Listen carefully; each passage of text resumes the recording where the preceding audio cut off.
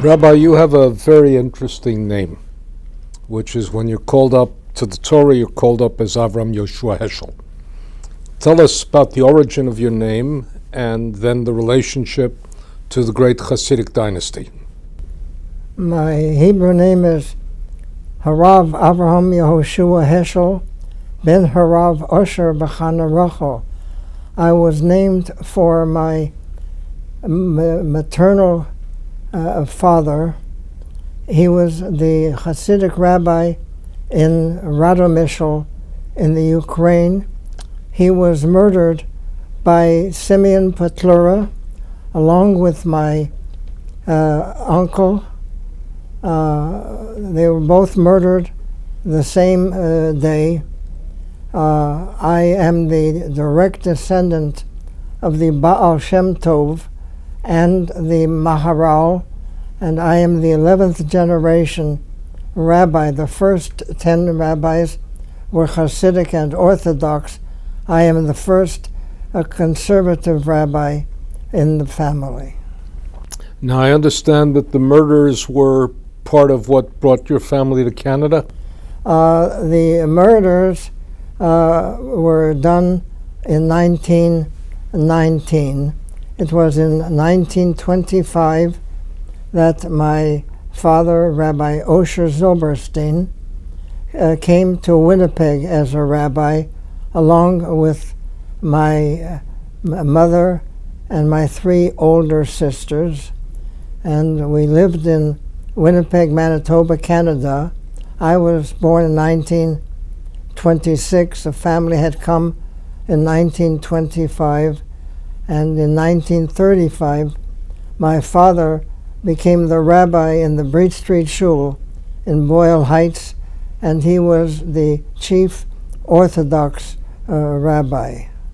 Tell me what you remember, if anything, about your life in Winnipeg.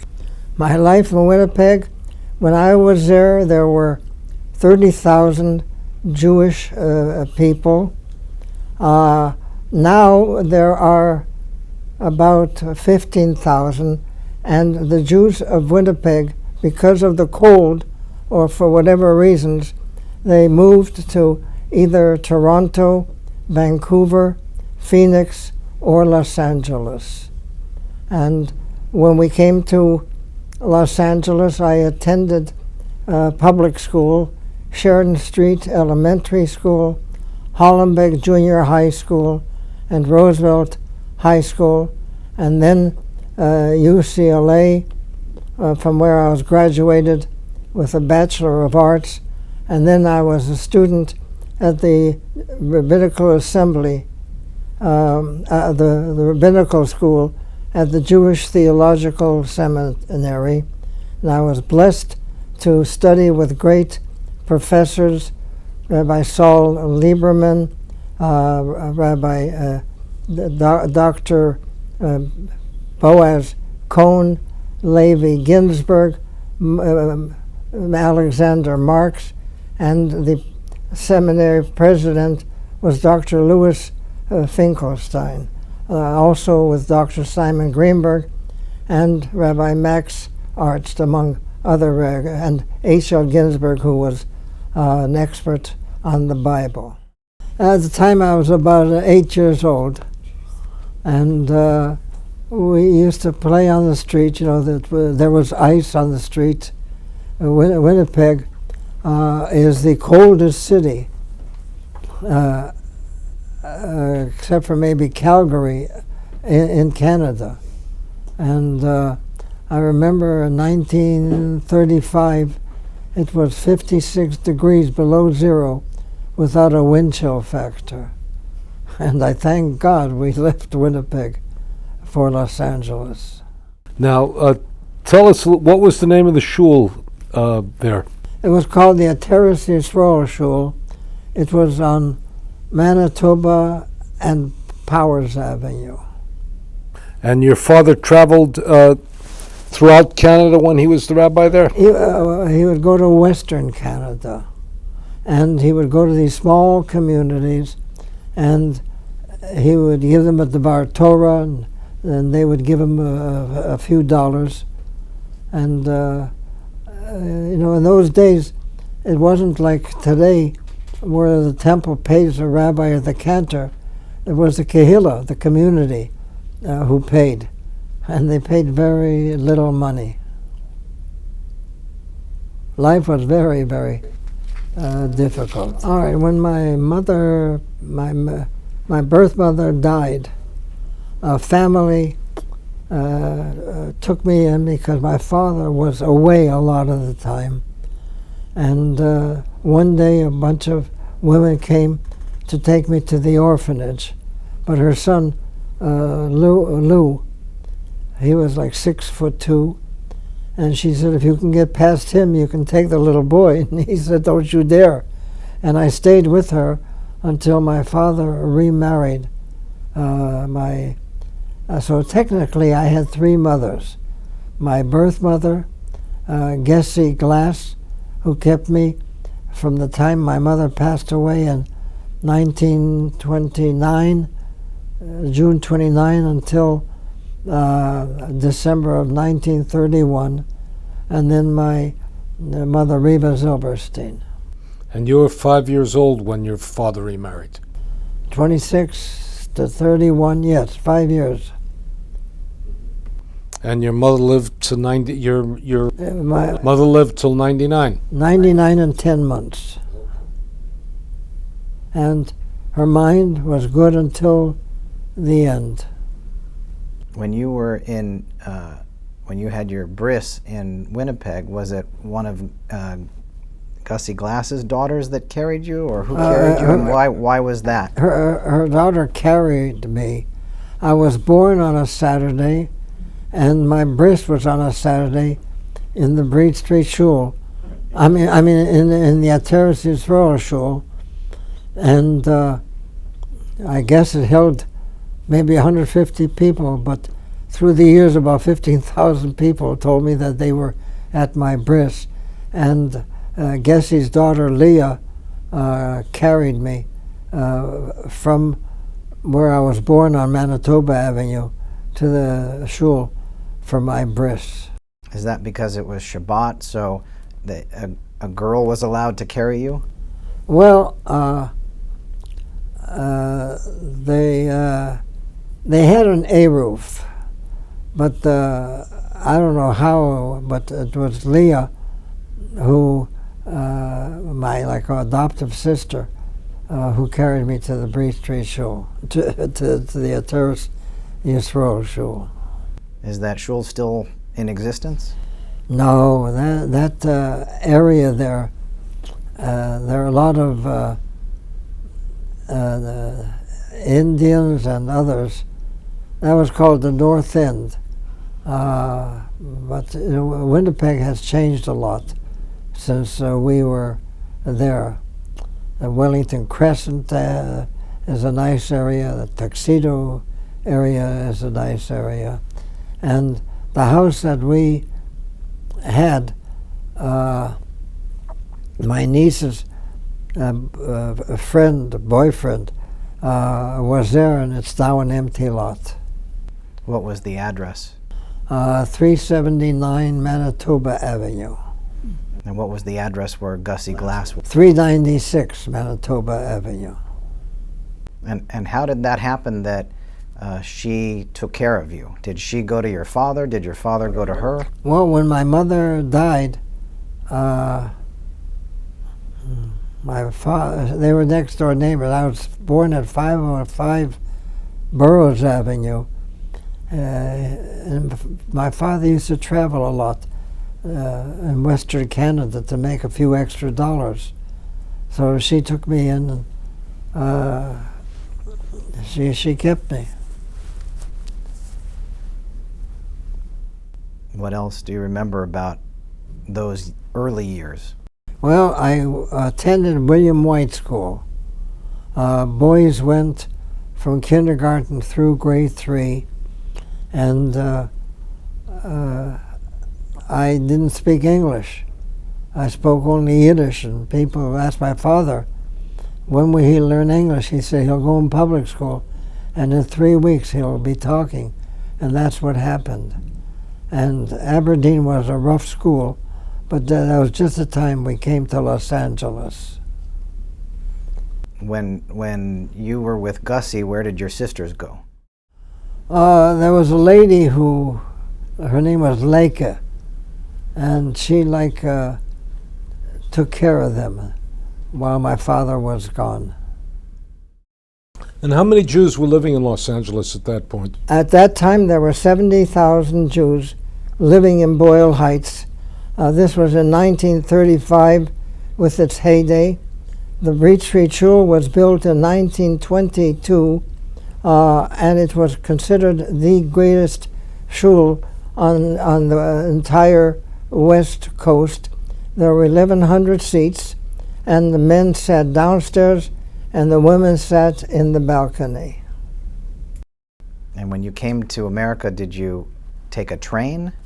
We left Winnipeg on Monday, September 16, and we took a regular coach train, and arrived on Thursday, September 19.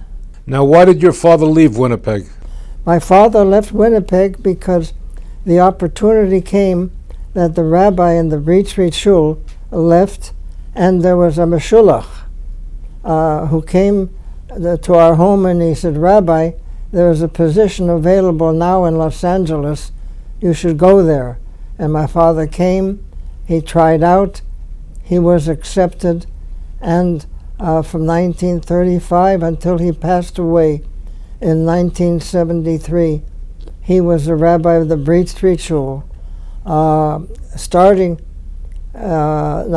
during the war, people didn't move, but starting in 1945, people started moving from Boyle Heights to the Fairfax area.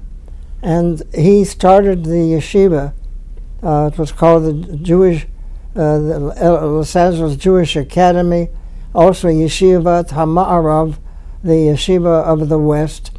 And during that time, starting in 1945, the survivors started coming, and they would come.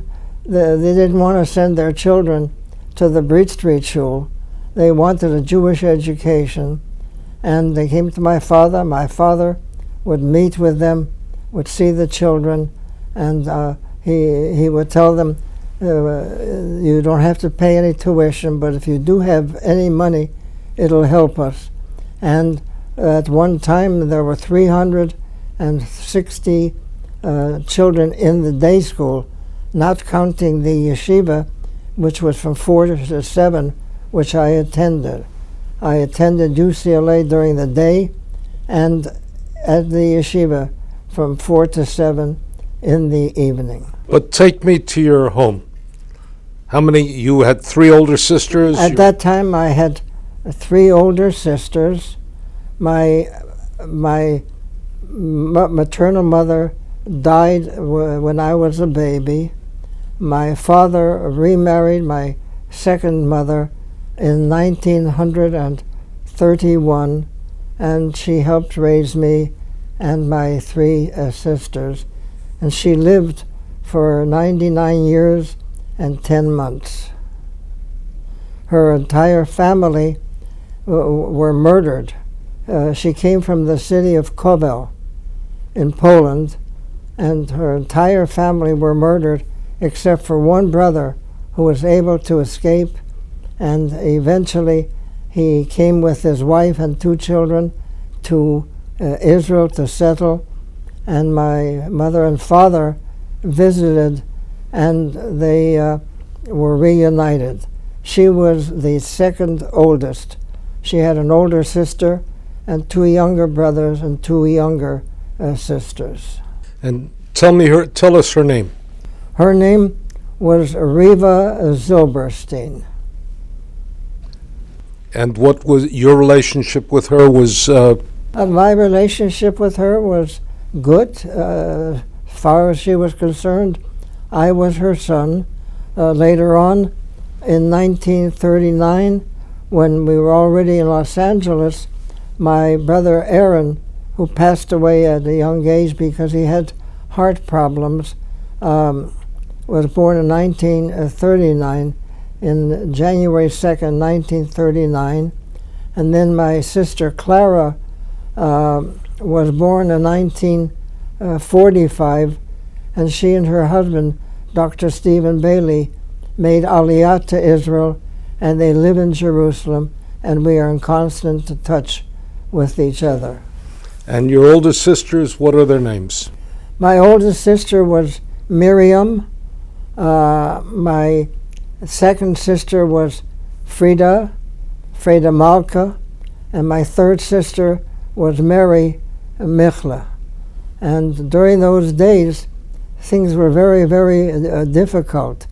Remember, we were in a deep depression at the time, and I used to work on the Southern Pacific Railroad on Sundays.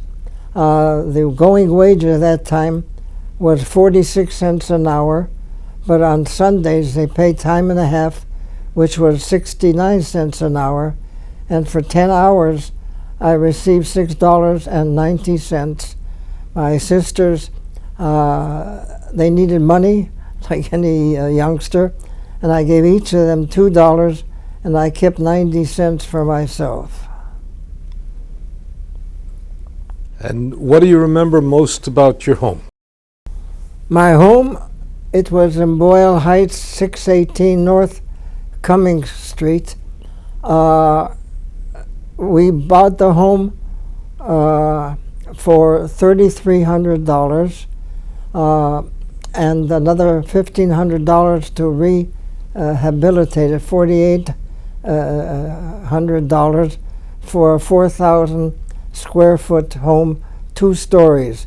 Now today in Beverly Hills you're talking about anywhere from 500 to 1,000 a square foot. This was about $1.50 a square foot. And it was a good home. We had an upstairs and a downstairs. And we didn't know any better. You know, today our grandchildren, every week they go to different parties. They attend the Temple Sinai Day School, and every week they're invited to parties. We never knew anything about parties. And it was just wonderful. There was rain 15 inches a year. It rained at night, and everything was good. And we rented a home on Britannia Street for $50 a month. And when the landlady raised it to $60 a month, my parents figured it's time to buy a house. So as I mentioned earlier, they found a house, 2 stories, 4,000 square feet for $3,300 and another $1,500. A friend of my father who grew up with him, Moshe Brown, whose daughter, Charlotte Kornfeld, and I are still very close. He fixed up the house. It had been dormant for a few years. And that house is still there.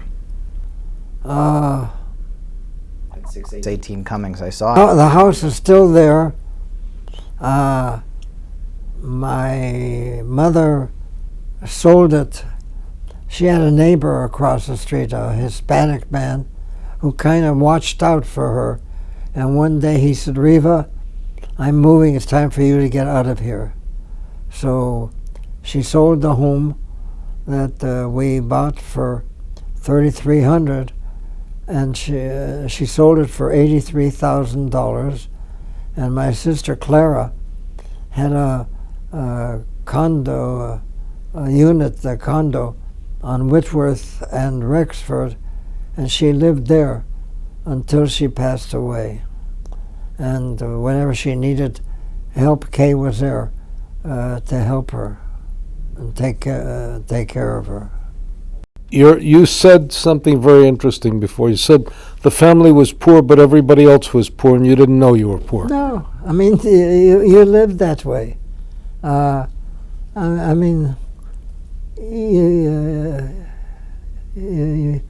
you were lucky, you know, that you had bread.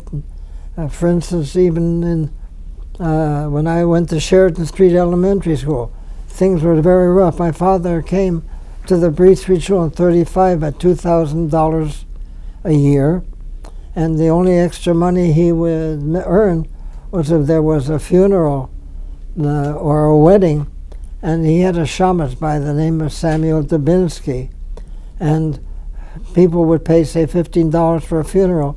They would divide it, and it was not an easy life, but everybody was poor. What talk about the way in which the Jewish community migrated westward? All right. In 1945, after the war ended, people started moving to the Fairfax area, mostly people who had daughters. They were the first to move. And then, little by little, the million shrunk, and people were there. And now there are no Jews living in Boyle Heights. They're all at the Home of Peace cemetery. And how long did the Breed Street Shul last? Well, it started in 1922, and it lasted, I guess, until the 70s or so. So your father remained all this time at My father remained all this time. Now, when the shul was closing up, they came to me and they said, we're not going to need the Torahs. Would you like to buy some Torahs from us? And so I bought 4 Torahs for $500 each, and included the silver crowns and the yad and the mantles and everything.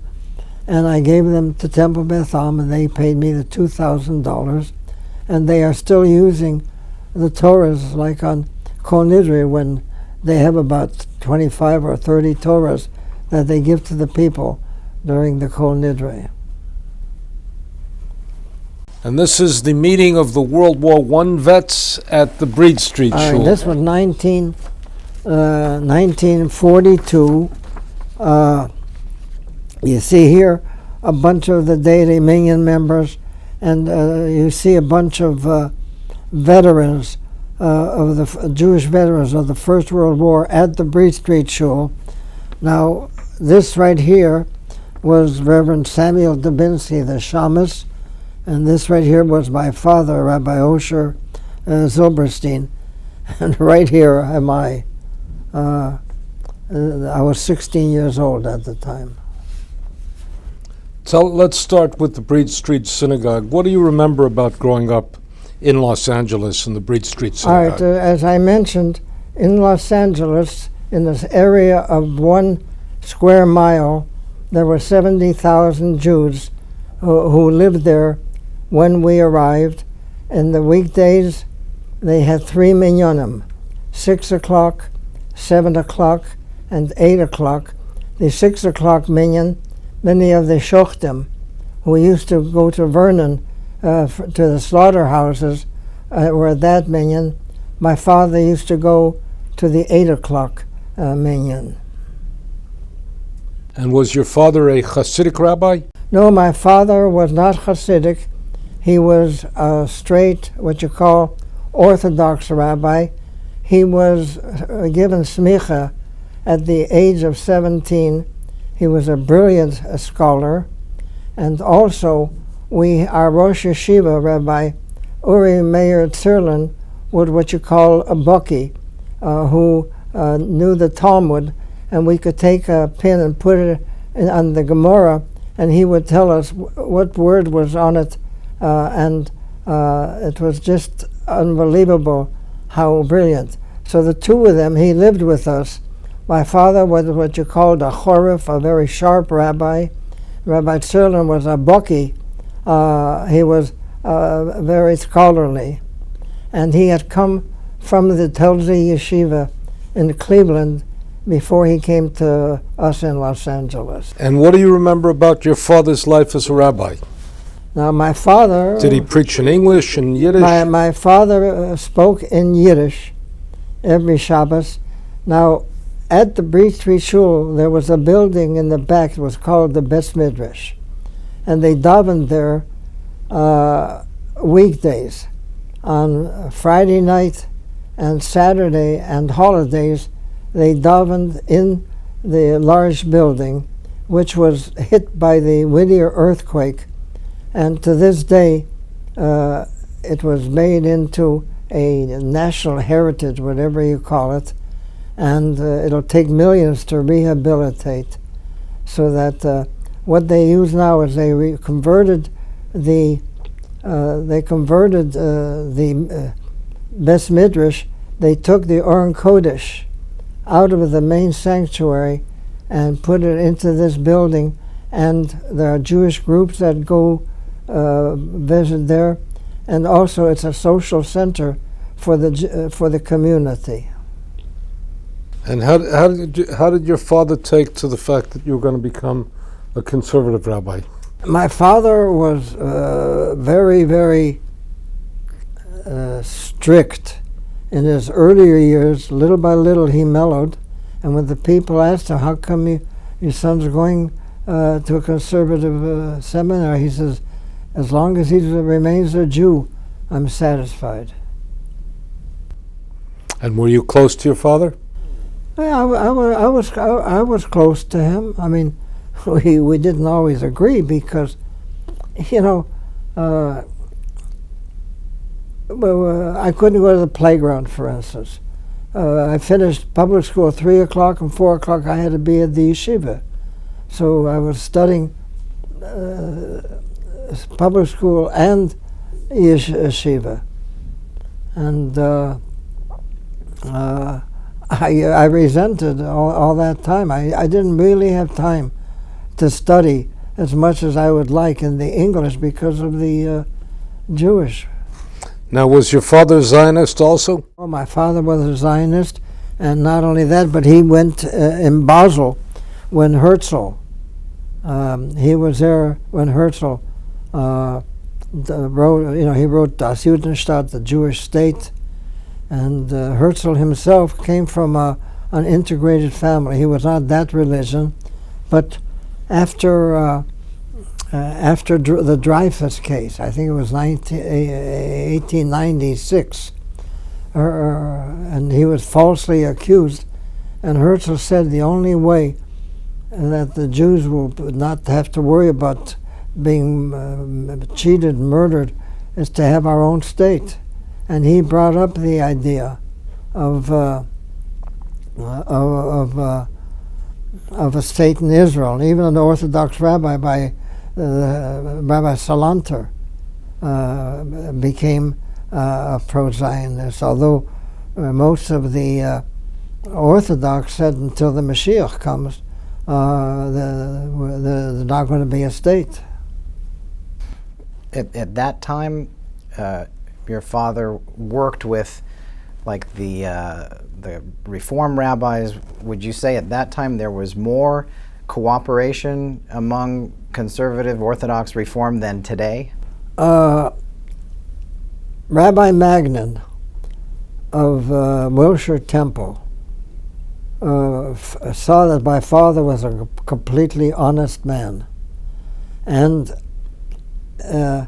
my father would go to the packing houses to check the chalaf, the blade that took the lives of the cattle, and they provided my father with a car and with a driver. And Rabbi Magnin, when my father died, we had the funeral service at the Breed Street Shul, and that was a day that Nixon was being inaugurated, and Rabbi Magnin gave the invocation in Washington, so he spoke first. So and there was a limo that took him to the airport, and the two of them were very close. And whenever there was a Board of Rabbis meeting, my father would bring 3 Orthodox rabbis with him, so that the 4 of them were there as part, and they got along better in those days than they do today. You remember the story when in Boyle Heights, I think it was for Purim, and your father was going around with a loudspeaker and the police stopped you? Well, what happened was there was going to be some meeting, and my father, they had a loudspeaker in the car, and he was saying, "Come to the Breed Street Shul tonight," and the police stopped us right before the Breed Street Shul, and it was illegal. So my father told the police, "I have to go into religious service," and they took me to the Hollenbeck jail on First Street. And after he finished davening, he got me out of jail. But in other words, he didn't worry about me. He just wanted to go to the million right away. But anyway, I mean, I was able to say that I was in jail behind the bars. And what do you remember about your life? Tell us a little bit about your home. Tell us about your mother, your sisters, your father. What was your home life like? My home life was a good life. We were poor, but so was everybody else. And a loaf of bread, a pumpernickel, 1.5 pounds, was 14 cents. And these were during the deep days of the Depression. As much as we suffered here in the United States, it was even more difficult in Canada, and they had what was called dry farming. They didn't have any water. They depended upon the rain, and they grew wheat, and the whole city was level, no hills. And we lived in a neighborhood where on one side was a Ukrainian family, on the other side was a Galician family. And it was a very, very cold time in Winnipeg, and I was so happy when we came to Los Angeles that had the most beautiful climate anybody could hope for. And how did you get your Jewish education? My Jewish education was going 4 to 7, Monday through Thursday, and 9 to 12 on Sundays. So that I studied like 15 hours a week of Hebrew, along with the public schools and UCLA. And when did you graduate what did you study in UCLA? I studied sociology and political science, Bachelor of Arts. And then after that, I took a year off to earn enough money as a teacher so I would be able to have some money to live at the Jewish Theological Seminary. Now, you knew you wanted to be a rabbi. I knew I wanted to be a rabbi, and believe it or not, it did not cost me 1 penny tuition at the Jewish Theological Seminary, and I also had a room for myself.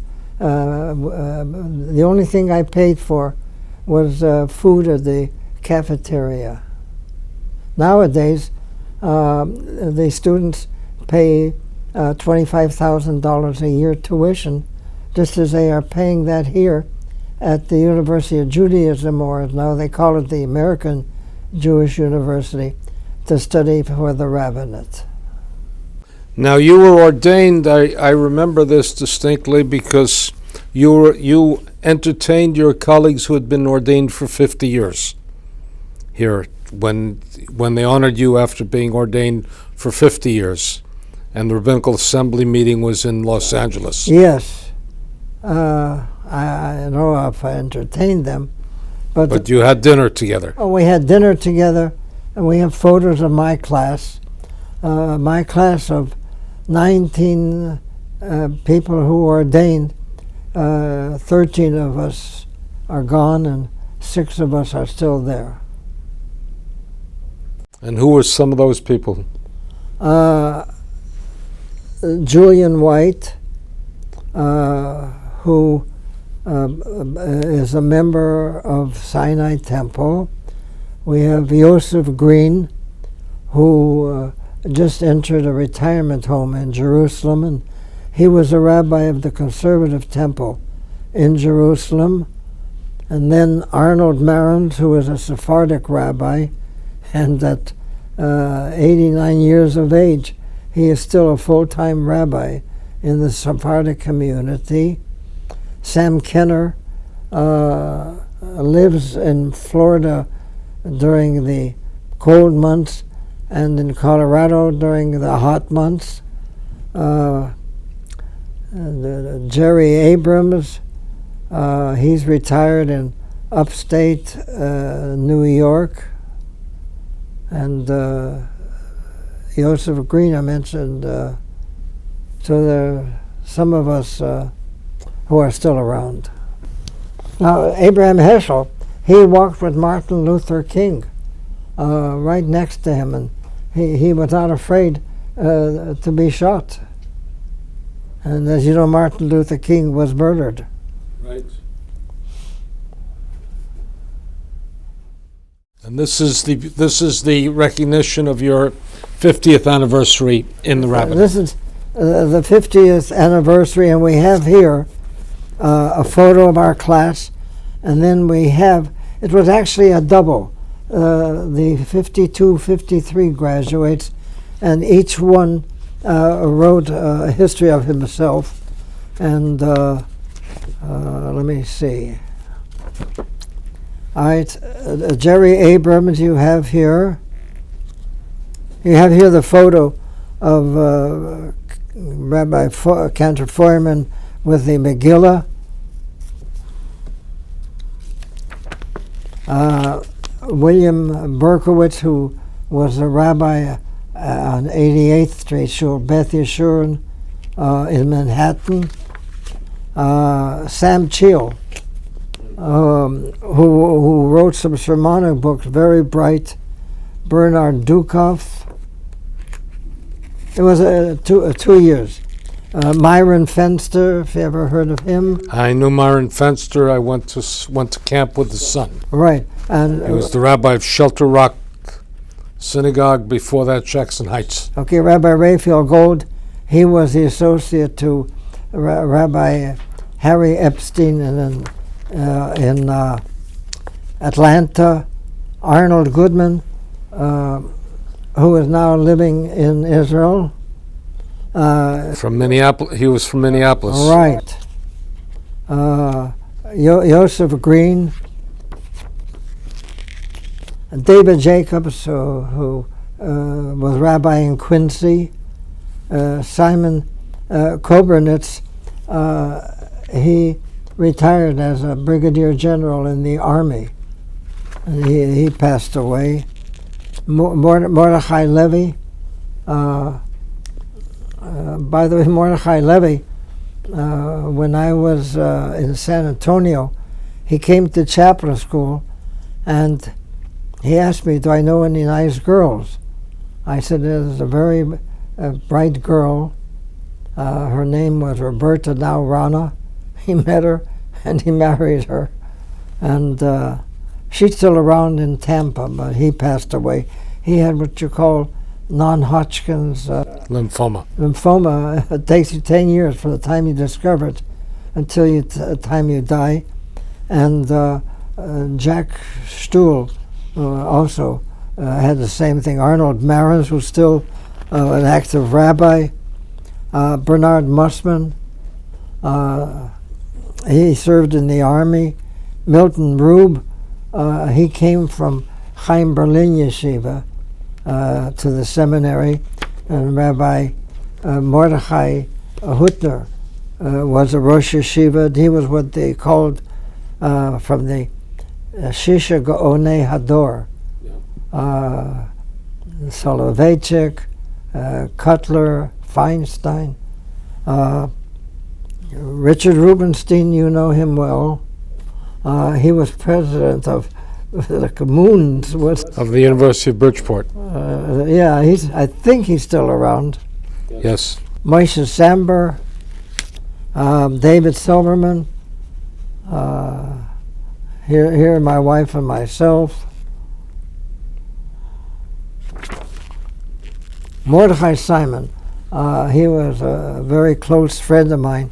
He came from St. Louis. Unfortunately, he had a stroke and was ill for many years, and his wife Maxine also has had a stroke, but she's still living. Aaron Weiss, if you ever remember him. He was the rabbi at Adat Ariel. Right. No. This was Aaron J. Weiss, another one. And Rabbi Marvin Wiener, who is still around with his wife Sylvia. They live in Forest Hills. They're both about 94, 95, and thank God they're doing fine. And what is this picture?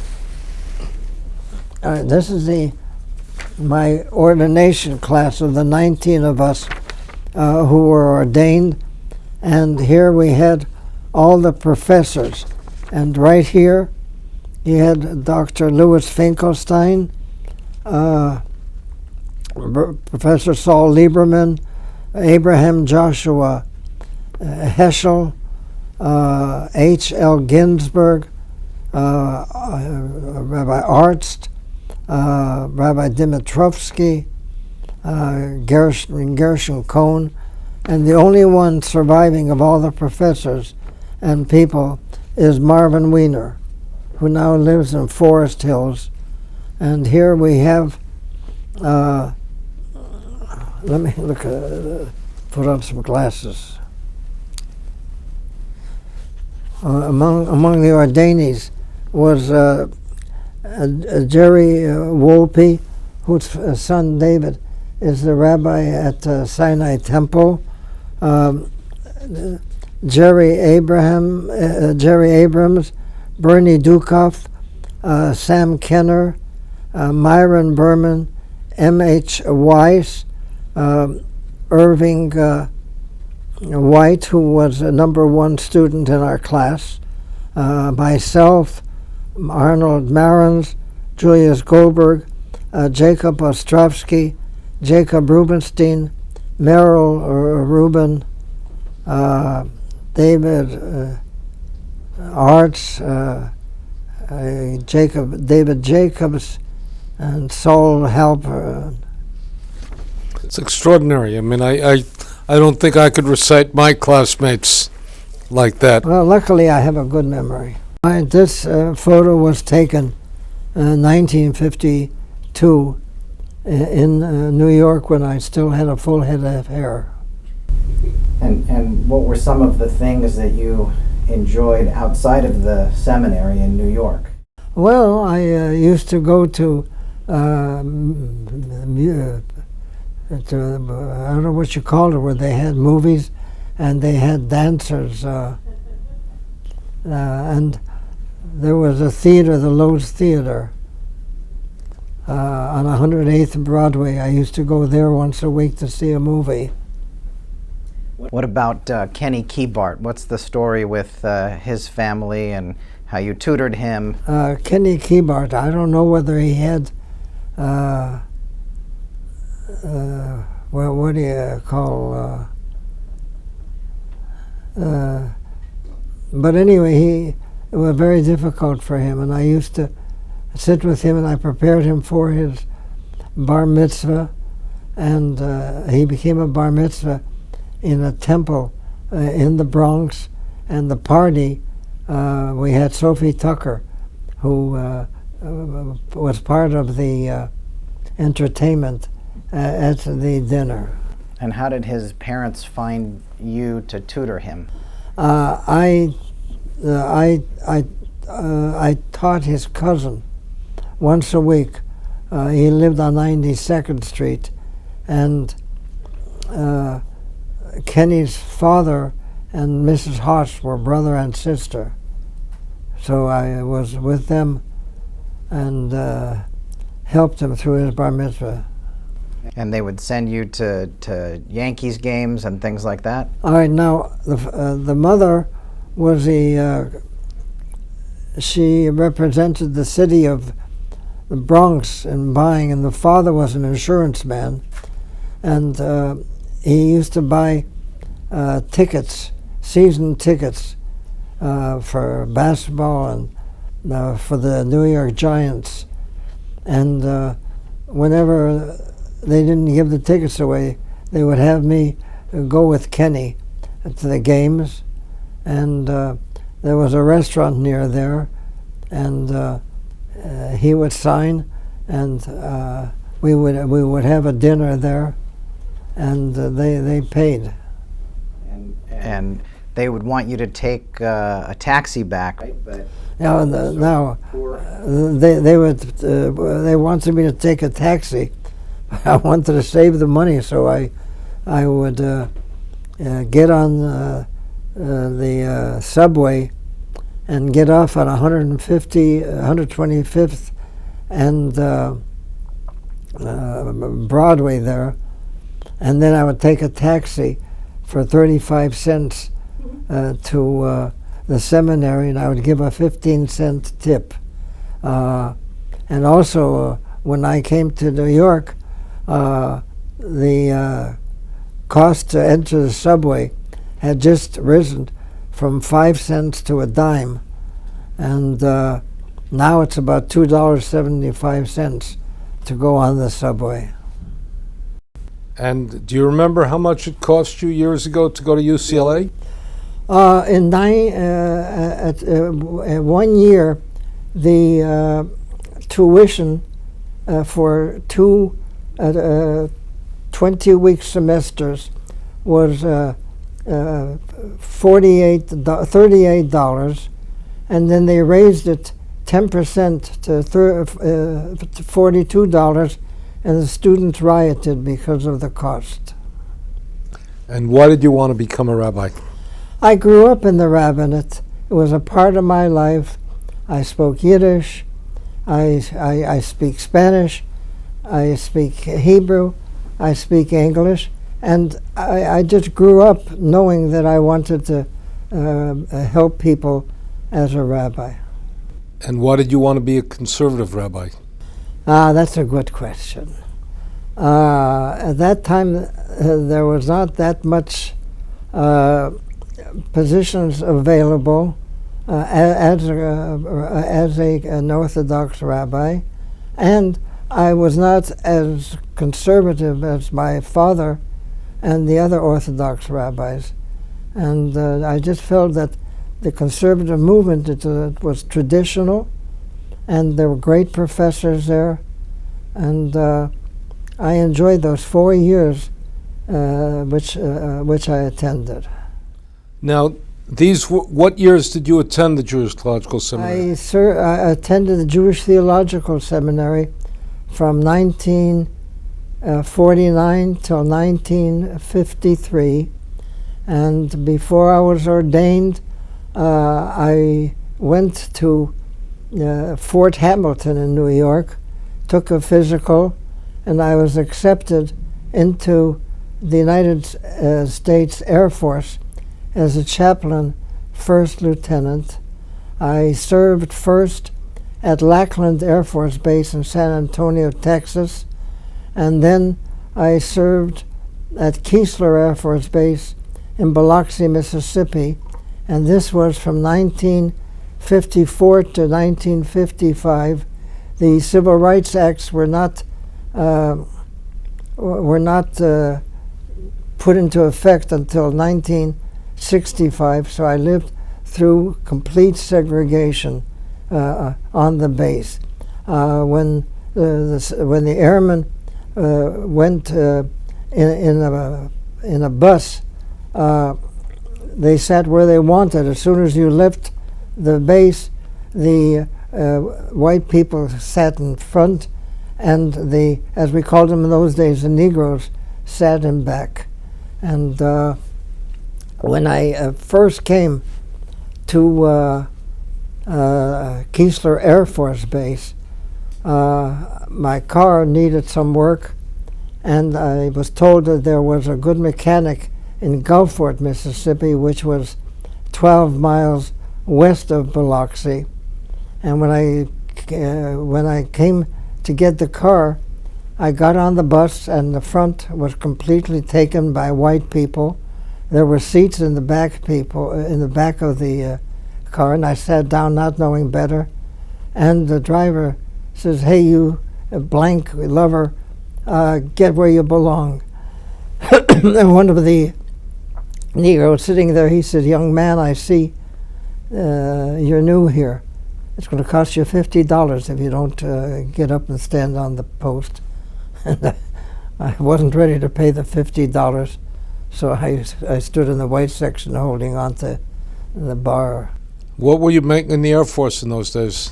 As a chaplain, first lieutenant, I received $347 per month, and the Jewish Welfare Board allowed us to send in an order that we traveled around the base, and they sent another $50, so $347 and $50 is $397. Tell us a little bit about your time in the Air Force. What did you do? I was a hospital chaplain, and but the chaplain in charge of the hospital chapels was Major Armstrong. I used to cover half of the base hospital, and he covered the other half. But unfortunately, his wife had polio, so I told him, "You take care of her," and I covered all the hospital bases. And when I was there was a Jewish doctor who always had a cigarette in his mouth, and he said, "Here," he took a stethoscope, and he told me, he said, "You have what's called arrhythmia. You can go through life where it won't bother you, or someday it's going to bother you." And about 8 years ago, I suddenly had to go, I couldn't burp, and I went to Cedars-Sinai Hospital, and they gave me a heart valve transplant. Dr. Alfredo Trento was a doctor. In those days, they cracked your chest open and put in what's called a bovine. In other words, you had either a pig's heart or a cow's heart or a metal heart, and they used the bovine, the cow's heart. And I hope it'll last a long time. What else do you remember? So you were chaplain also to many non-Jews. I was a chaplain to everyone. Now we had there were 30,000 people on the base. There was another Jewish chaplain Chaim Feuerman, and I used to conduct the Friday evening service for the Jewish personnel, and he conducted the Sunday morning Shacharit service. And of the 30,000 personnel, about 2,000 of them were Jewish, and not too many of them showed up for services. But we always had a minyan, and the Jewish Welfare Board always provided refreshments. And the rabbi who was in charge of the service was Rabbi Manny Kuman, and I needed a car, and he took me, and I bought a 1951 Chevrolet for $1,300, which I put in $400 down, and about $80 a month I paid it off, and that car lasted me for 200,000 miles. Then I gave it to my mother, and every couple of weeks I would get a ticket that she parked in the wrong place, and I had to pay for it. So what I did, I says, "Ma, here, I'm giving you the car. You pay for your own tickets." Tell us about General Carpenter. General Carpenter was the brigadier general at the time, and in 1954, I was clearing base to go to Korea. And I get a call from him, and he said, I'm sending you to Keesler Air Force Base. I said, you can't.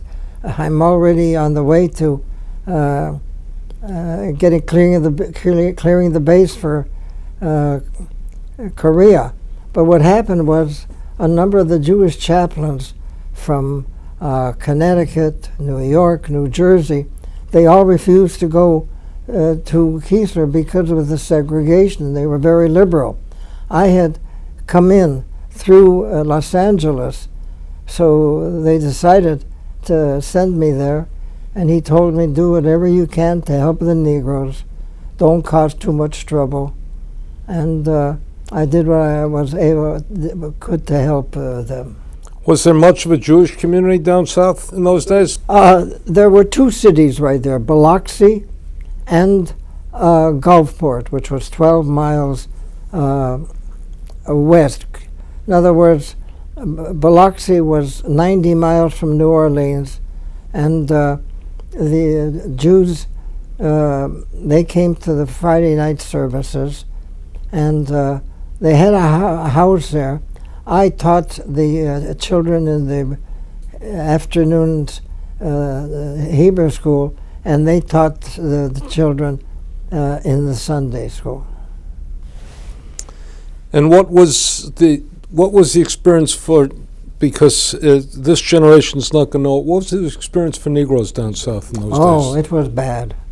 It was bad. Every Friday there were executions, and the great majority of them were Negroes. I mean, and in the Saturday morning paper, they printed how long it took for them to die, and I felt very, very bad for them. Now, looking back on this, what do you think you gained from your Air Force experience? What did you learn? I learned how to deal with all kinds of people. As I mentioned, I had at Lackland, there was another rabbi, Howard Chaim Feuerman, who just passed away a few weeks ago, and I were at Lackland, and I was the only chaplain at Keesler and for many miles around.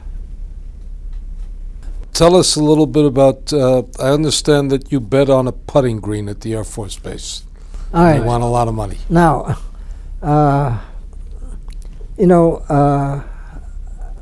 at Lackland, we had a 9-hole putting green, and we used to get these pilots where every 100,000 miles they would have to go over the fighter plane or the bomber, and so they'd go like VOQ, visitor officers, and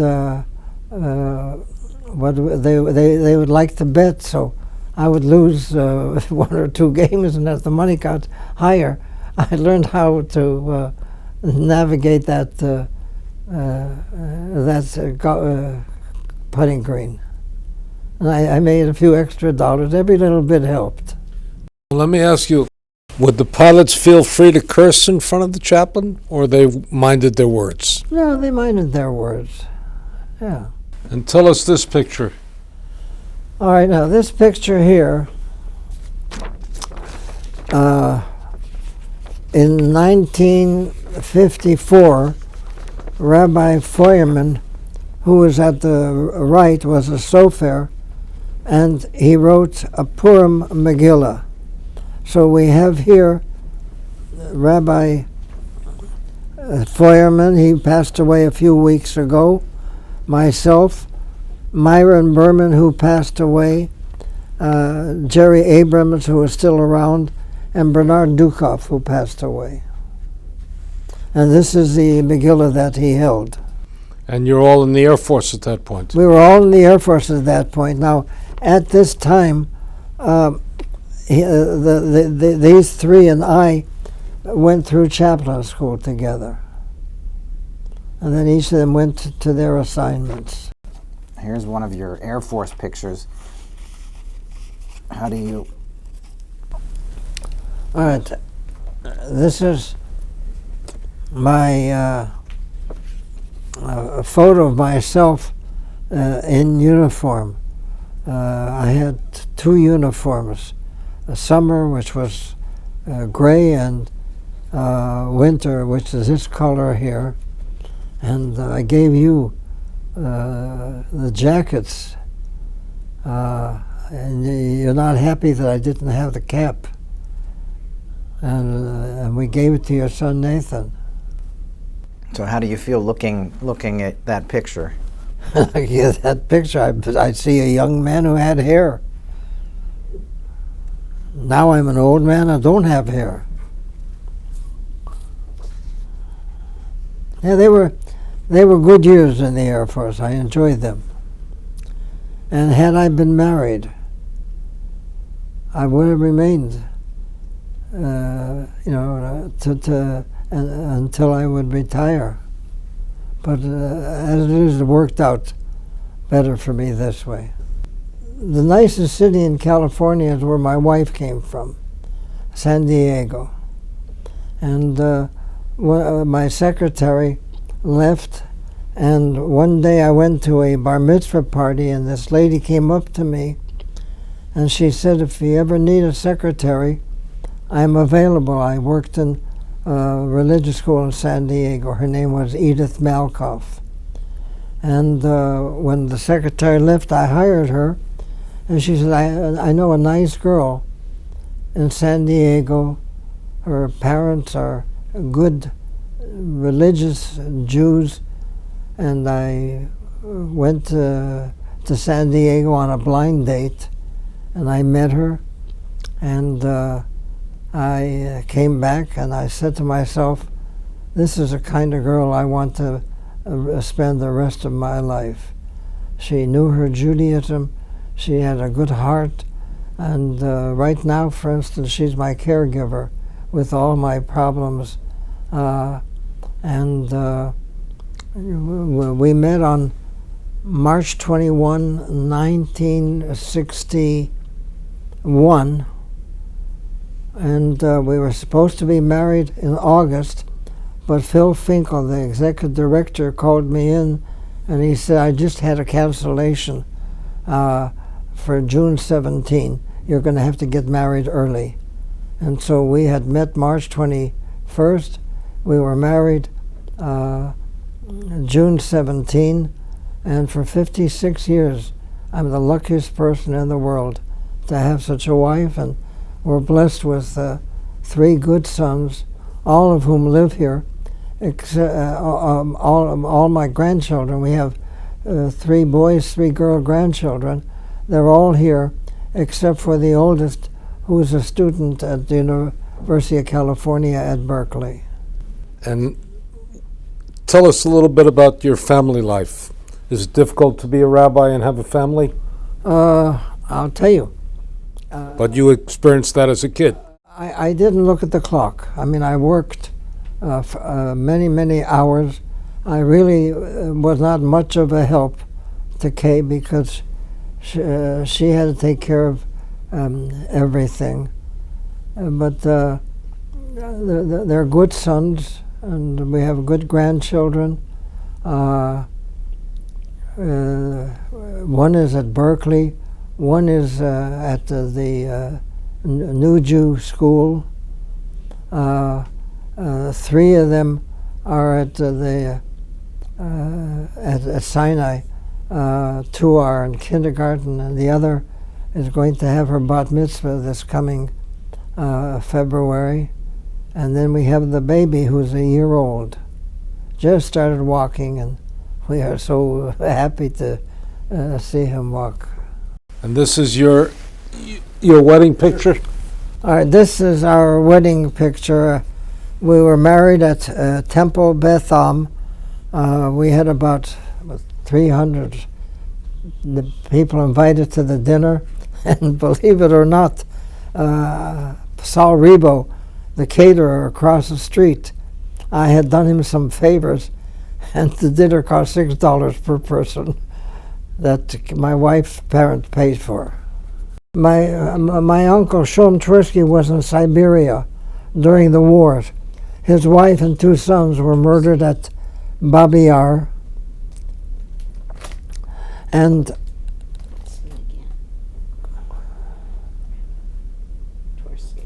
And that's my daddy. He was happy.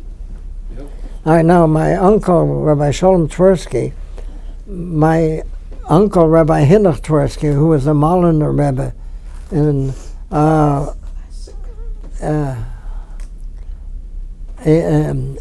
Chicago, but he also had Hasidim in Cincinnati, and he was a good friend of Senator Robert A. Taft.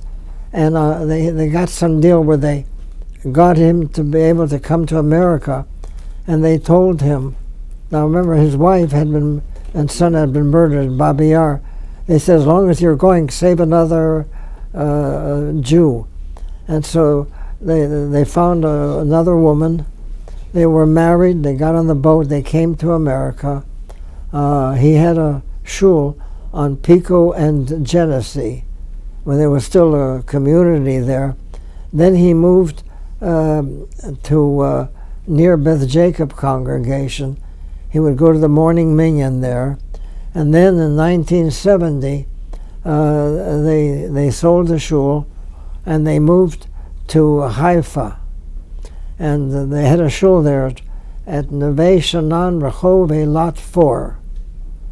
And when he died, there were a lot of Russian Jews there, and the synagogue is still going. And just recently, a friend of ours called that her grandmother donated a Torah to my uncle, and she was going to Haifa, and I gave her the address, the middle section of Haifa, and she's going to see if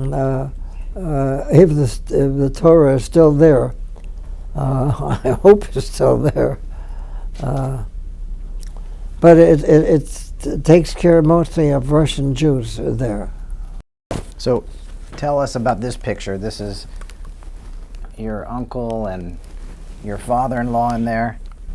All right, now this right here was what you called the Sheva Brochot. We were married on a Saturday night at Temple Beth Am, which my father didn't attend because he wouldn't walk into a conservative synagogue. And then Sunday, we had what was called the Sheva Barachot. At the Britri Shul, they had an auditorium, and Zola Tishman, who started da-da-da-dum, da-dum for the Dodgers, he had a trumpet and he played, and it was a very enjoyable day. Now in this photo here we see Kay's father and my uncle, Rabbi Sholem Tversky, and it was a nice Sheva Brachos to satisfy the Orthodox people. Now, but our sons, they had their brisses in what we used to call the mirror room at one time, and my father attended those, but not in the main sanctuary. What else do you remember about, since we have the photo album of the wedding, or the wedding party, who are these? Are these relatives? Are these just friends? These were rabbis, Orthodox rabbis who came to the Sheva Brachos. And there was a lady, Mrs. Bernstein, who knew my birth mother, and she provided all the catering. In the Britri Shul, they had downstairs, they had a place where you could have dinners and everything. And she provided all the food, which I paid for. But these are rabbis who are all gone. I see Rabbi Hahn here. The others, one was Rabbi Isaacson, who had a synagogue on Fairfax near Melrose, and Rabbi Schick, but they're all gone.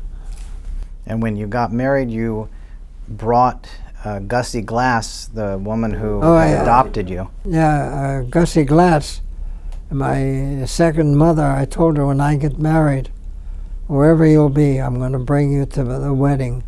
And I had her fly in from Winnipeg to the, and she had 4 children, but she considered me her 5th child. And whenever our boys were growing up and we took photos, we sent them to her. And we used to send her $10 a month to do what she wanted, because she was in an old age home at the time.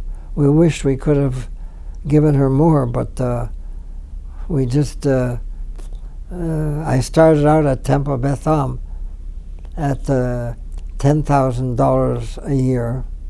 My first job in Lakewood, I started out at $6,500 a year. What did you think about when you met Kay's parents?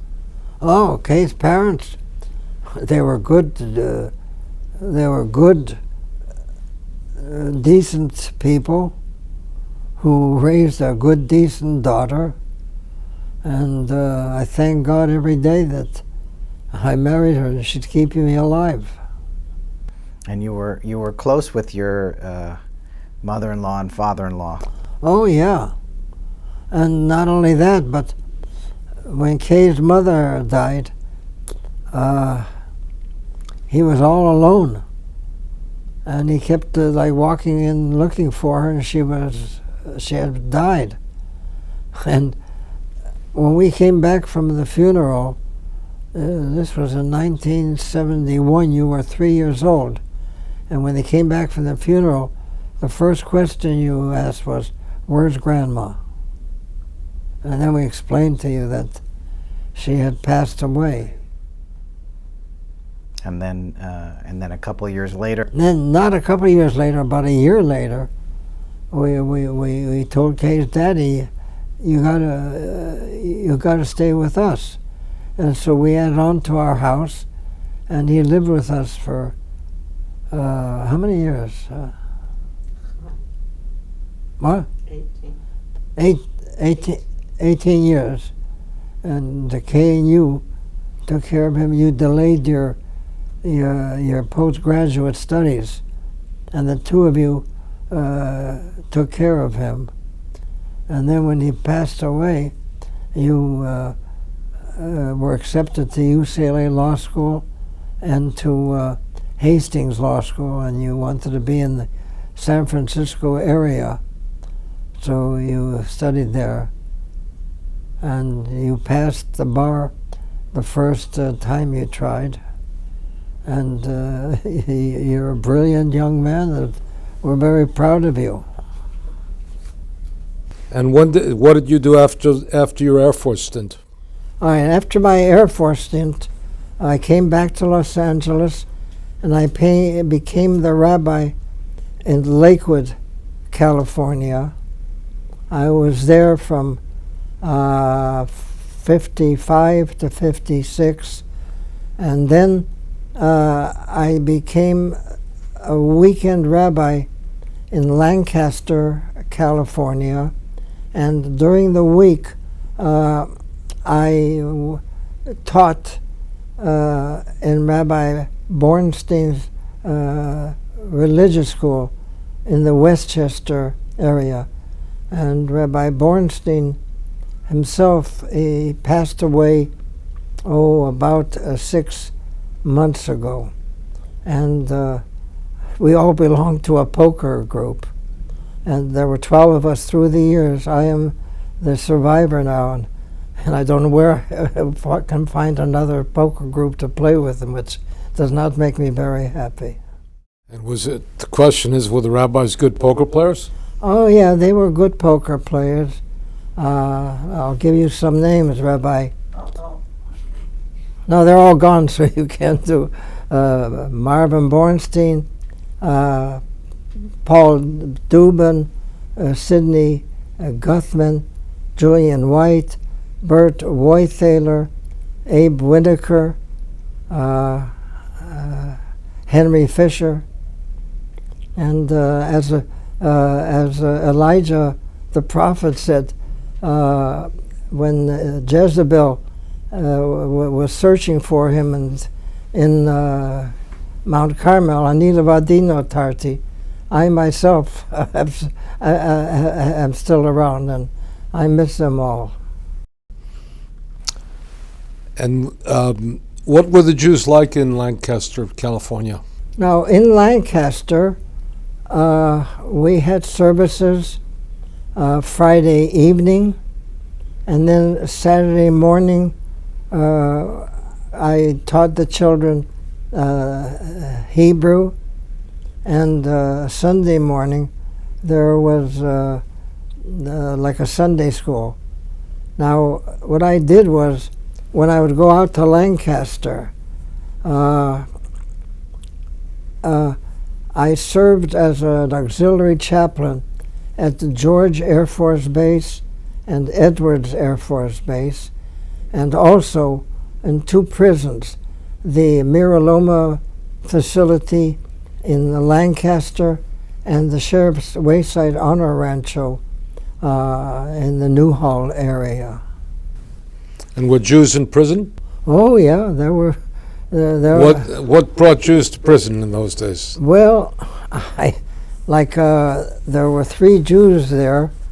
If you went to Las Vegas and you wrote a check, and then you made the check bounce, their job was to go and break the guy's leg if he didn't pay up immediately. But there were Jews there for non-support. Jews are no different than anybody else. I don't know if you ever heard of Murder Incorporated, where all the Jewish gangsters, but they were only 1 generation. And then they all moved, like in New York, and became respectable, where the Italians, they continue to be in the mafia. And how did these Jews from the Murder Incorporated, how'd they treat the rabbis?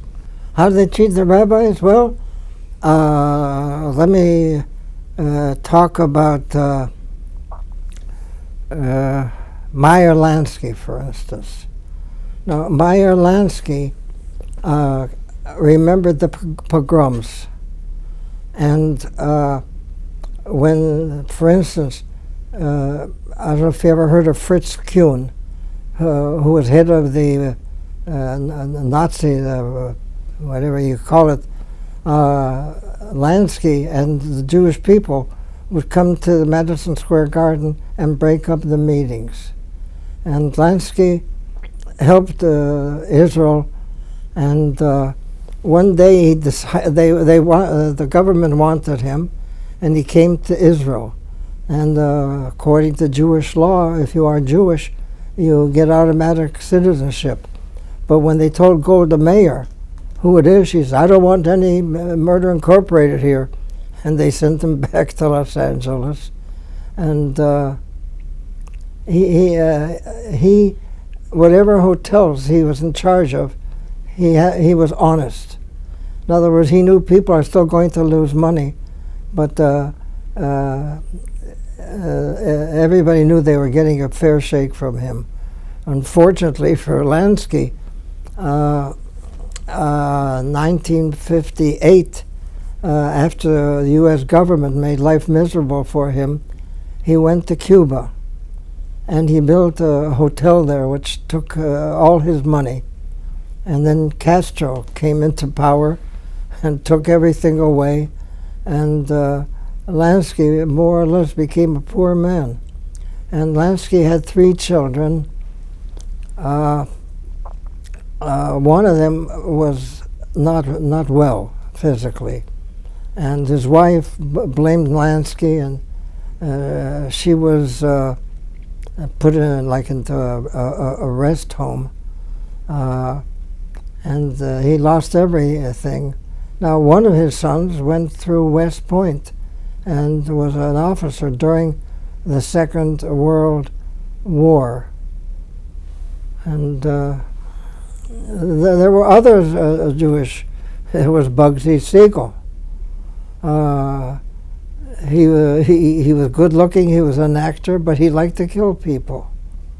And he was murdered.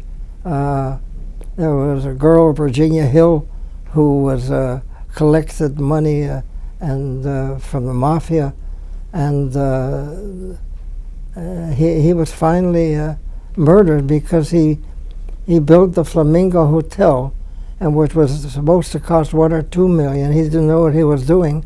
It ended up costing $6 million, and the mafia shot him. Take us a little bit back now. You were a rabbi in Lancaster, and then where did your career take you? Then I was there from 56 to 59, and then Rabbi Julian White was the associate to Rabbi Jacob Pressman and director of education, but he went to Sinai Temple, and I met Rabbi Pressman at a rabbinical meeting, and he asked me whether I would like to be his associate and to run the religious school, and I was happy to receive it, and I was his associate until he retired too soon, around 1985, and I was at Beth Am from 1959 to 1992, 32 years, and then they had a dinner in my honor, and the Temple of Beth Am was very generous to me. Tell us about your work at Temple Beth Am. All right. My work was, I was in charge of the nursery school, Sunday school, religious school, and the confirmation department. And the largest number of students we had was right after the Six-Day War, and we had 506 students at one time in all the schools. And this was before Beth Am had a day school. This was before the Pressman Academy opened. And tell us a little bit about the Hebrew schools of those days. Well, Here. The students would go either Monday and Wednesday from 4 to 6, and Sunday 9 to 11, and the Tuesday, Thursday students would go 4 to 6, Tuesday, Thursday, and 11 to 1. And on Sundays, a lot of the students were not there because where there were divorces, they would go for the day with their fathers. But we had good teachers. Now, of all the people in the school, 3 of us are still living.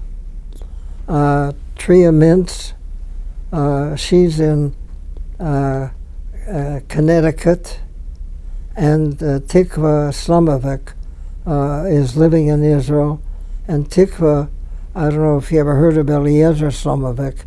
He was a great teacher in the Hebrew high school, and she's now living in Jerusalem with her daughter. Her son lives in the United States, and the grandchildren and great-grandchildren.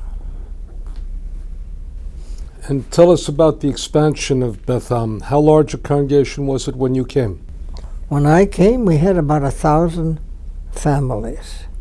Believe it or not, the staff included the Phil Finkel, who was the executive director.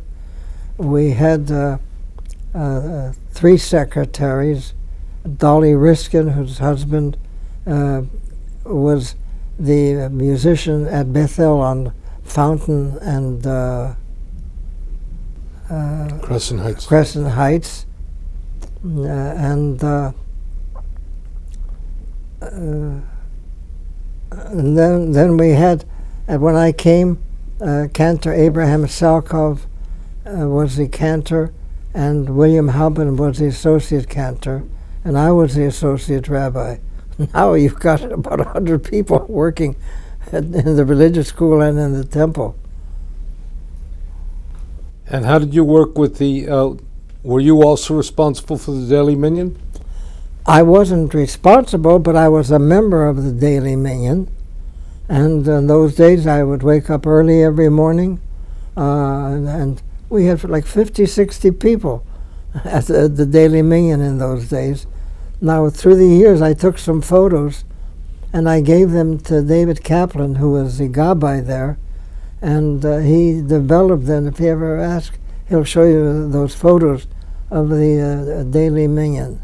And I also used to attend the evening minyan until my health started deteriorating. And how was your work with tell us a couple of stories about the cantors of Beth Am. Cantors at Beth Am? Cantor Salkov was what you called a baritone, not a tenor. And he was also a world-class bridge player. Then we had Cantor Kellemer, Shmulek Kellemer, who had a great voice. And as I mentioned Cantor Hauben earlier, he is still living in Tampa, Florida. And Cantor Simon Schimmel, with whom I worked very, very closely. And he also had a heart valve transplant, and it wore out, and on the second time they tried, he passed away. And he and I were very, very close, and we worked with all the children, and we used to have Friday evening dinners and services where my wife and other volunteers used to do all the work. Now the caterers do everything, but in those days, my wife would buy the chickens and all the food, and Rabbi Pressman would conduct the service. And I was the background man. I stayed out of the way. I made sure that he received all the credit for everything. And what was your responsibility, though? My responsibility was, among other things, they have a memorial wall. And every week they put in the names of the people who are remembered. I used to do that.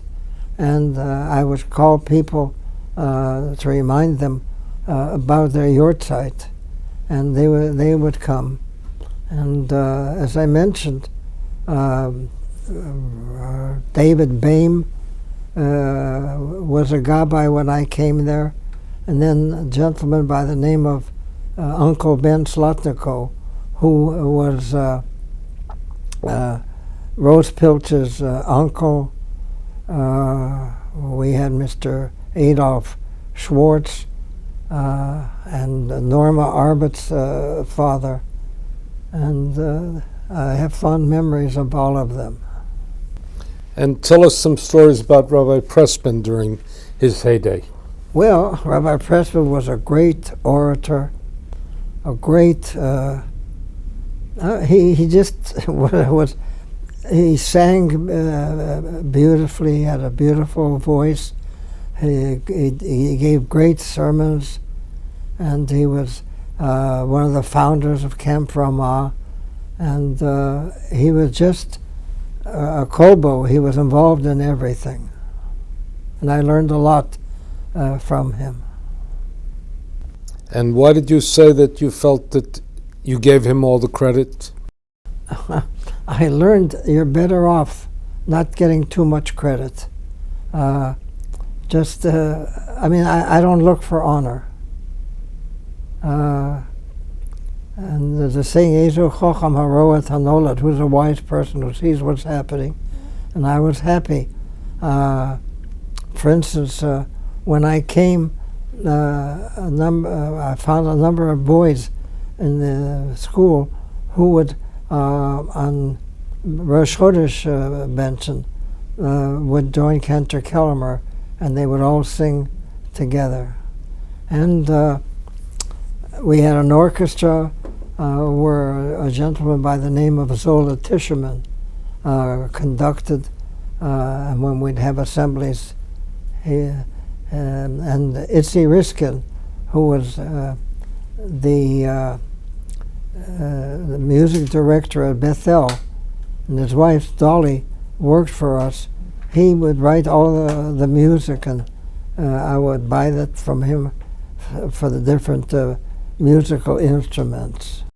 And what was your hardest moment as a rabbi? The hardest moment? I really didn't have any hardest moment. As I mentioned, when I retired, Temple Beth Am was very generous in my pension. They paid me for a year. In those days, my maximum pay was $50,000 a year. Rabbi Pressman, when he retired, was $85,000 a year. I think today's rabbis are earning a lot more money than that. What was some of the hardest things you did as a rabbi? Not hard moments. Well, I mean, we just can't. yeah, I mean, for instance, some of my students died very young, and I had to perform the wedding ceremony, I mean, the funeral ceremony for them. That was difficult for me, but it had to be done. Like I had one student who was like Abraham Lincoln. He's very tall and thin, and I don't know what the illness was, but he died very young, and I had to be the rabbi to bid him farewell. Now, I'm going to ask you an indelicate question. Rabbi Pressman came with Marjorie Pressman. Tell us a little bit about Marjorie Pressman when she was... Marjorie was a very brilliant woman. They married where they were both young. They both were raised in Philadelphia, and she was a great organizer. And they were married young. They were married for maybe 70 years. And both of them were granted good years, around 94, 95 years of marriage. And was Margie very involved with the synagogue? Oh, very involved. She was the first lady to wear slacks during the high holy days. Then every other woman started wearing slacks instead of dresses. In other words, she was a trendsetter. And tell me about milestone events. What are the milestone events you remember at Temple Beth Am? Well, we had what was called the Israel Expo West, where they brought in Israeli goods, and for a whole week people came, and we earned $90,000 during that time. And then there were other occasions. For instance, after 15 years, that Kay and I, after 15 years, and from 1974, they had a dinner in my honor, and they even sent us to Hawaii, a round trip. And we enjoyed that very much. How many bar mitzvahs did you have a year when Beth Am had 1,000 people? Between the boys and the girls, 85. And So you were training people every week? every week I would. You had double. You had double bar mitzvahs? We had double.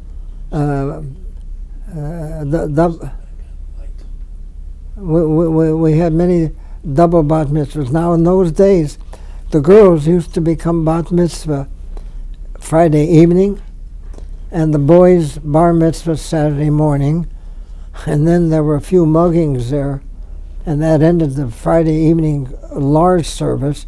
They still have, like today, they have the neshama service and others, but everything moved to the mornings because people were afraid to go out at night. Some of them were mugged. Now, tell us why Beth Am didn't move to further westward. Well, Beth Am,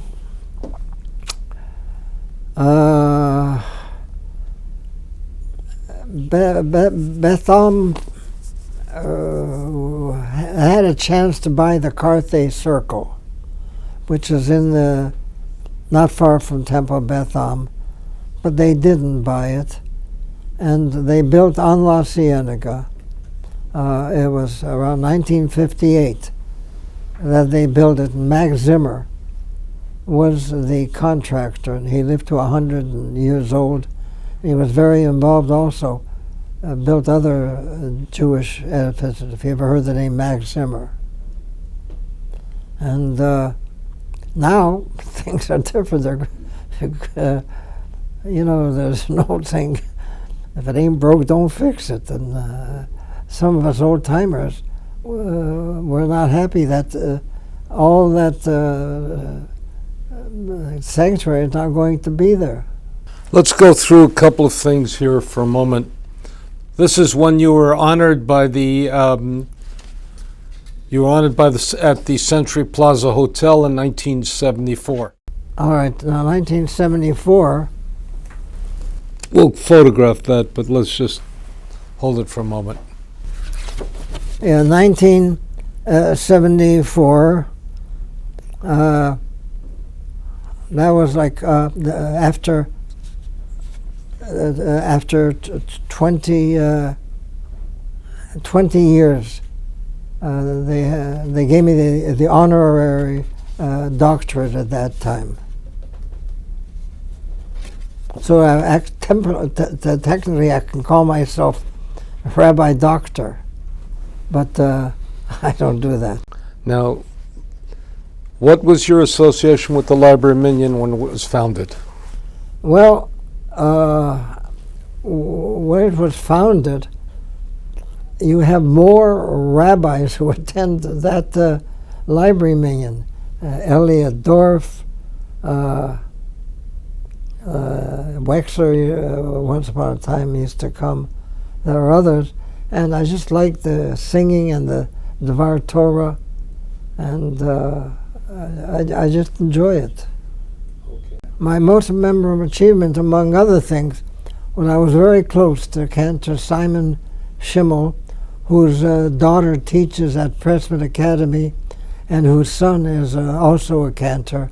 He and I worked very closely with these students, preparing them for the Friday night services where they'd all come and stand on the podium and would all sing together. Rabbi, do you remember the time when you were graduating a class of Hebrew school students, and you ended up giving the yichus of every single student down the line? Do you recall this occasion? Yeah, I recall the occasion where I was saying the middle of 4 children, and I knew everything. In other words, I knew the name of every student who was in the religious school. My personal life, I was determined that I would come back to California, no matter what. And Because?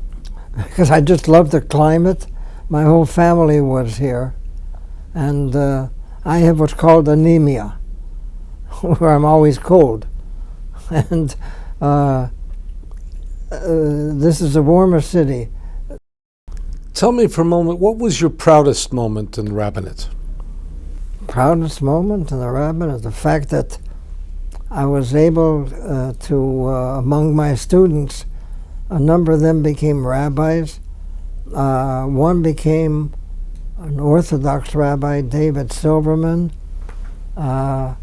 One became a conservative rabbi, Stuart Schlesinger, and one became a Reform rabbi, the second female Reform rabbi. Her name was Jessica Prince. And I had people who became cantors. In that way, I was very pleased that I was perpetuating for the next generation.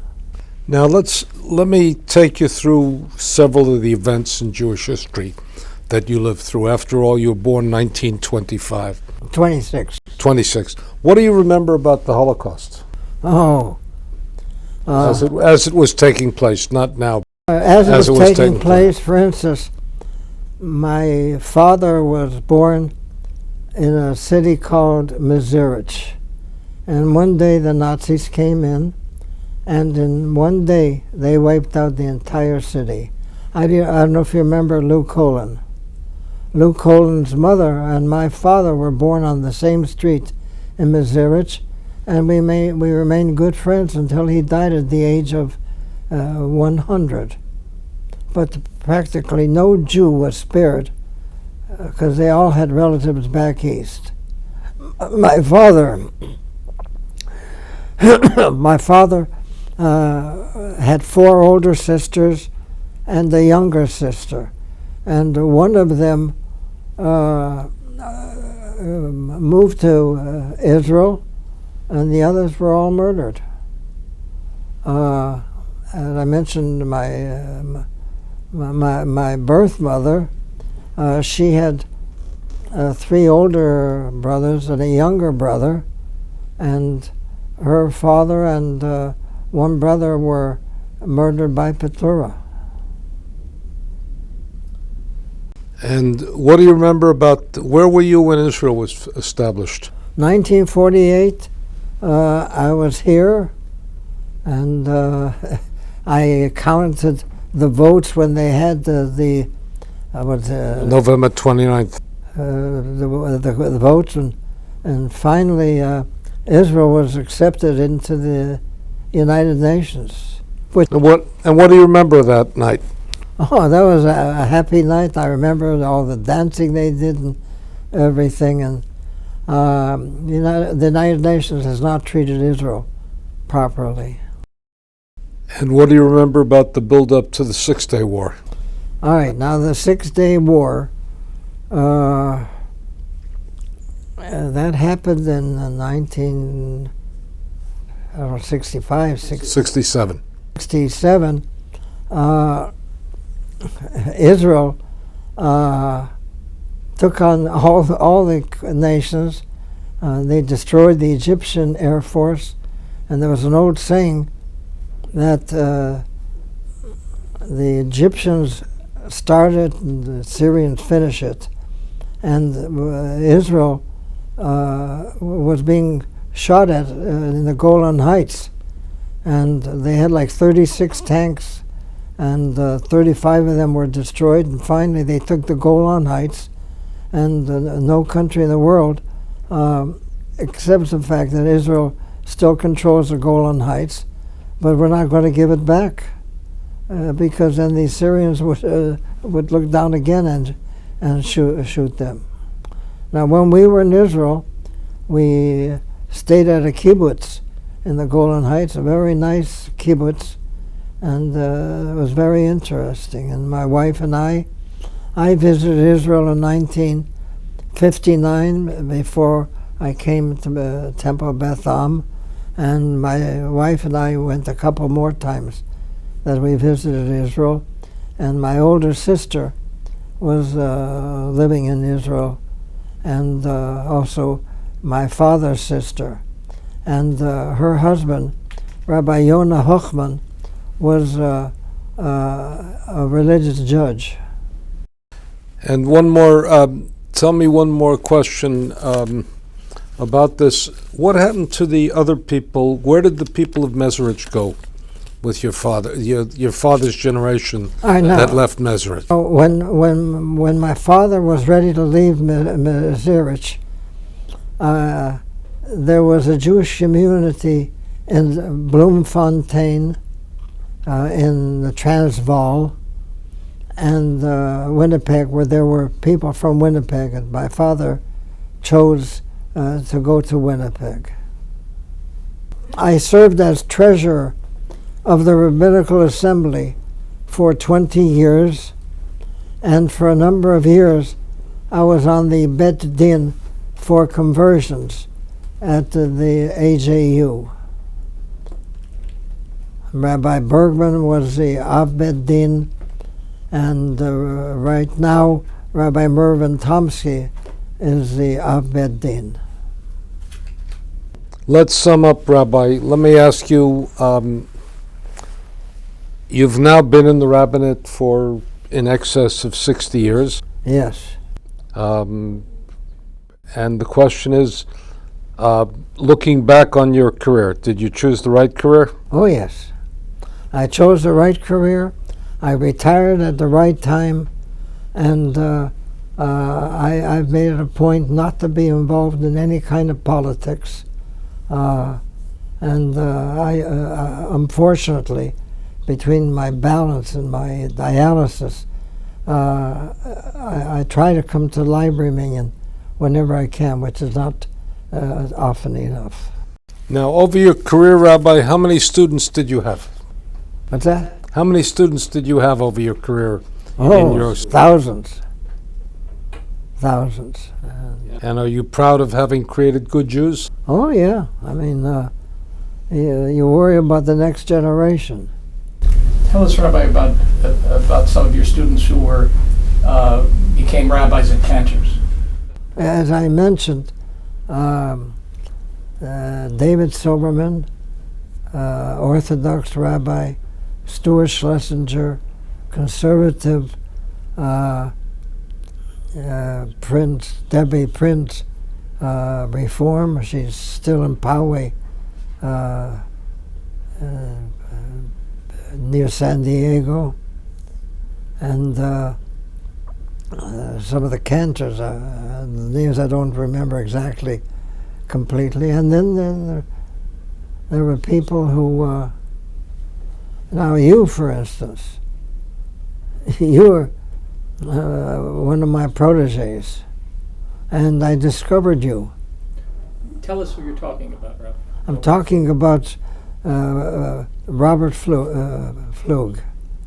I discovered your voice. I came to Rabbi Pressman, and I said, Rabbi, we got a boy with a beautiful voice. And through the years, you have brought me nachas, great joy. And your father and I are a month apart, and we also were very close. And your mother, her father, owned a furniture building place, and my father would go and they would give him money every year to help run the day school. So we have that affinity. Which movie star did people say you looked like? Movie star. Barrymore or somebody? Oh, Lionel Barrymore, The Profile. Yeah, and also there was a Supreme Court justice who I think he was Jewish, and he looked just like I looked at one time. And he's on the wall there. Where is that? The California Supreme Court, M.C. Sloss. M.C. Sloss was his name. And we looked very much alike. Like identical twins. Yeah. Anything you forgot to add, or you want to, or I forgot to ask, or you want to add? I've lived a good, happy life. For 90 years I was healthy. And for the past year and a few months, things have gone downhill. I'm on dialysis. I have a balance problem. But my mind is still good, and came make sure I stay alive.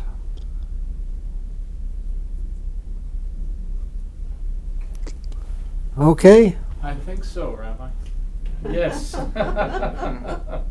Wow. Quit while you're ahead. Yeah.